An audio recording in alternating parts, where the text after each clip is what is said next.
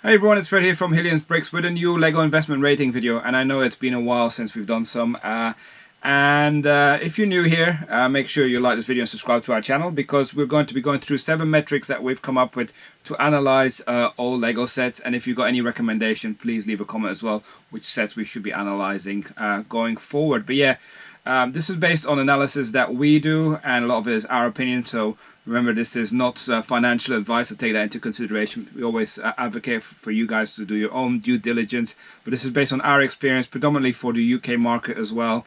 But we're going to be going through these metrics, and yeah, hope you enjoy it. Right, and in today's video, we're going to be analyzing 76239, which is the Batmobile Tumbler Scarecrow Showdown. We call it the mini Tumbler. So this is quite an interesting set, and one that I believe has been quite popular. So let's first go over to the affordability. So in the UK, this set retails for £34.99, and there you got all the other prices elsewhere. That means that quite a lot of people can get it. You know, in terms of affordability, lots of people can buy it, and therefore we've only given it a 2-star rating. The higher the price, the higher the rating, because it means that less competition ultimately.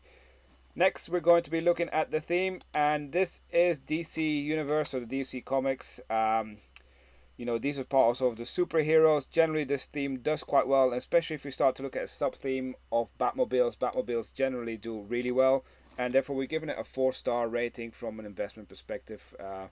I've started my journey, and one of the first things that I sold as an investor was actually some Batmobiles, and quickly got a good return on investment. So yeah, quite optimistic about this one.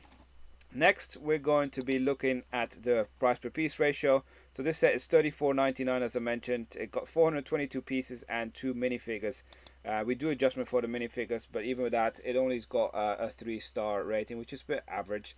But I guess he obviously is paying for the license, and yeah, I think the parts are pretty good, decent anyway. So moving on to availability, and this is kind of where I feel it's let itself down now. Many retailers sell or sold this set. The good thing, on the positive note, is that it actually does sell quite fast when it is available.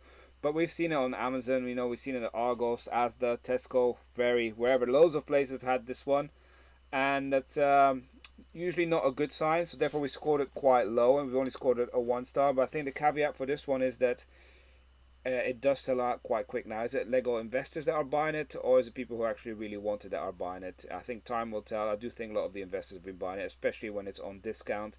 And we've seen it, you know, as low as £20-25 quite often as well. So there's been a reasonable amount of discounts on this. So that's why we haven't given it a low score for availability. Next, we're going to look at the duration of the shelf life. So this set came out just only a year ago, pretty much.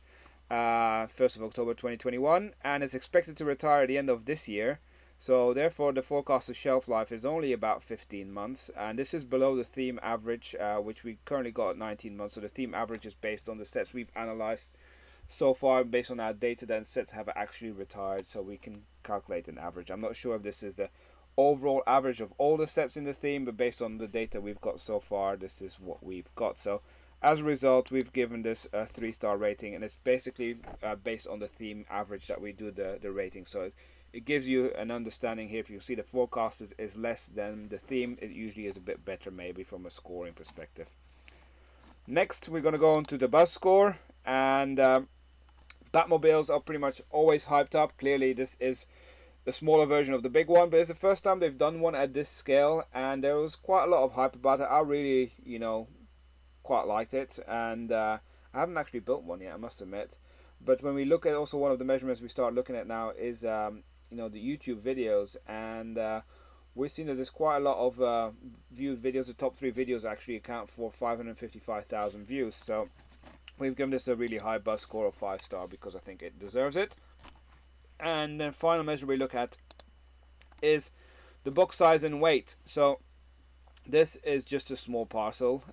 It's a bit bulky. It's like 9 centimeters, a bit bigger than most of the ones, the thin ones, but it's a decent sized box. Only weighs 620 grams, so it shouldn't be too difficult to store. Also quite easy to ship in a small parcel here in the UK, and therefore we've given it 3.5-star rating based on our calculations.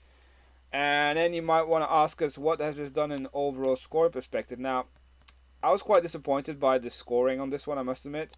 And the score is only 6.036, and I think the availability has had a big impact on the scoring from here, and that's why it's pushed it down into 97th position only. Now, if you want to see all the sets that we've analyzed so far, make sure that you are signed up to our Patreon membership, and then you get access to the entire list. So, yeah, in terms of my verdict, my overall, you know, this is a popular sub theme as well on DC. You know, Batmobiles, I mentioned, always good. It's reasonably priced, I would say, for a Batmobile as well. But it's also not the first model variant of this one. Clearly, we've had some of the tumblers before, albeit in a much bigger scale. But it's the first one at a smaller scale.